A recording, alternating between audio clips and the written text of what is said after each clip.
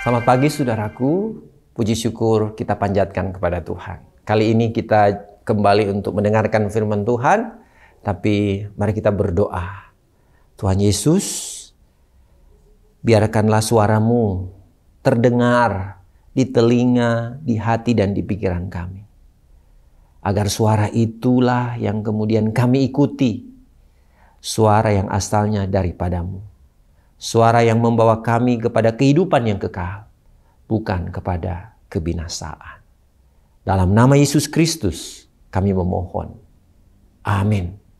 Saudaraku, saya bacakan firman Tuhan kali ini yang terdapat dalam Yeremia pasal 29 ayatnya yang ke-9.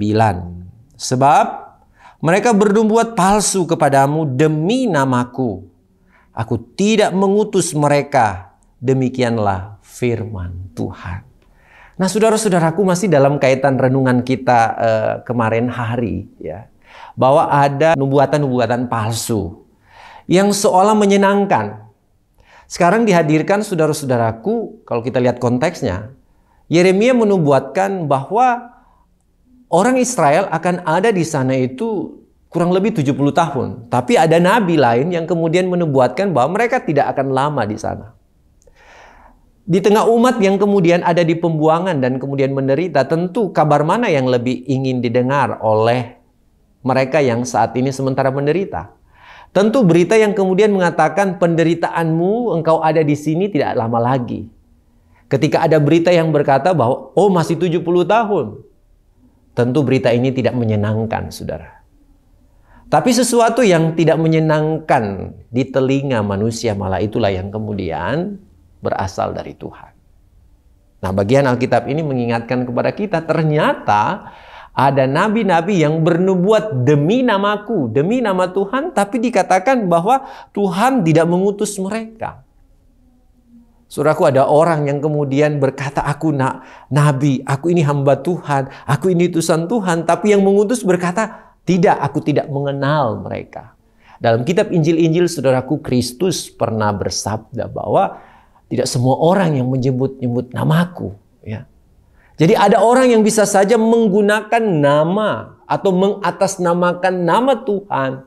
Menyampaikan sesuatu yang sebenarnya bukan dari Tuhan. Kelihatannya menyenangkan telinga saudaraku. Seperti yang diungkapkan dalam bacaan Alkitab ini. Ada yang nabi bernubuat bahwa tidak lama umat Tuhan ada di sana. Tentu ini berita yang menyenangkan. Penderitaan kami akan cepat selesai. Tapi hamba Tuhan yang kemudian menyuarakan suara Tuhan malah kemudian bisa saja mengalami penolakan karena beritanya sesuatu yang kemudian tidak mengenakkan. Masih lama, saudara, 70 tahun. Ada yang tidak diutus oleh Tuhan, saudara. Sehingga ini menjadi sebuah pesan yang mengingatkan kepada kita, ya kita harus waspada, saudara.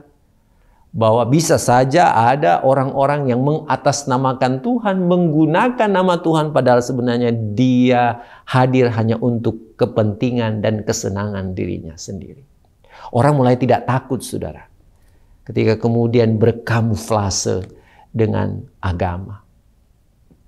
Dan begitu banyak orang bisa saja terperdaya ketika ada orang yang bicara atas nama Tuhan, atas nama agama.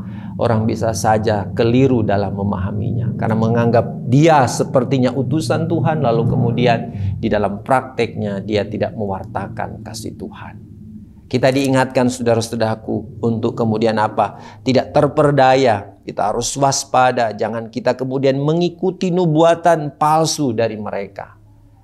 Dari bagian Alkitab ini, saudaraku, menjadi sebuah kewaspadaan bagi kita semua. Untuk meminta hikmat agar kita diberi karunia untuk bisa membedakan mana kehendak Tuhan dan bukan. Mana yang kemudian benar-benar diutus oleh Tuhan dan yang tidak. Karena kalau kita mengikuti nubuatan palsu, maka kita akan menuju kepada kebinasaan. Walaupun mungkin suara itu tak menyenangkan, tapi jika itu berasal dari Tuhan, maka pasti itu akan membawa kebahagiaan. Kita mungkin sering mendengar ungkapan begini, sengsara membawa nikmat.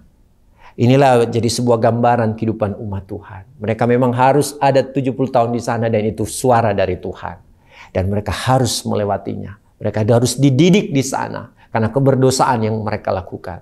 Tapi setelah dari itu, tentu Tuhan menjanjikan pemulihan. Demikian juga hidup kita.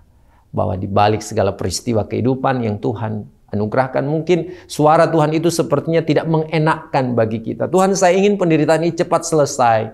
Tapi Tuhan bilang, tetaplah bertekun. Akan ada masanya, tapi belum waktunya. Belum saat ini. Kita berproses dengan cara Tuhan. Dan percayalah, jika Tuhan turun tangan, maka ada pertolongan yang ajaib yang kita akan nikmati. Tuhan memberkati kita semua. Amin. Mari berdoa.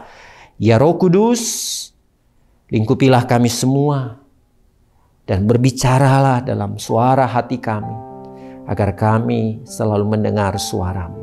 Sehingga kami tidak mudah diperdaya dengan siasat-siasat jahat yang menipu dari si iblis. Dalam nama-Mu kami memohon. Amin. Meski tak layak diriku, tetapi karena darah-Mu dan karena Kau memanggilku, ku datang Yesus padamu.